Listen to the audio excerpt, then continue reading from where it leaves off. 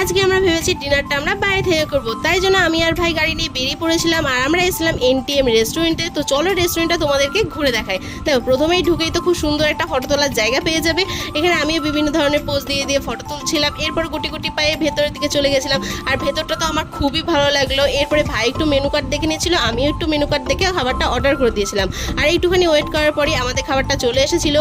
আমরা অর্ডার করেছিলাম তন্দুরি রুটি আর চিকেন কষা। তো তোমরা যখনই এই রেস্টুরেন্টে আসবে না, চিকেন কষাটা অবশ্যই ট্রাই করো, খুবই ভালো লাগবে।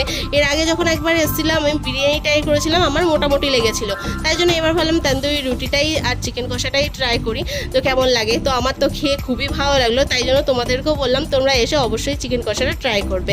আমার পাতে পড়েছিল সলিড পিস আর ভাইয়ের পাতে পড়েছিল লেগ পিস, সেটাকেই তোমাদেরকে দেখালাম। তো আমার লেগ পিস খেতে খুবই ভালো লাগে আর সেটা ওরই পাতে পড়েছে। তো চলো আমরা এখন লাস্টে মুড়ি খেয়ে বাড়ি যাই। তোমরা চ্যানেলটা সাবস্ক্রাইব করো। বাই।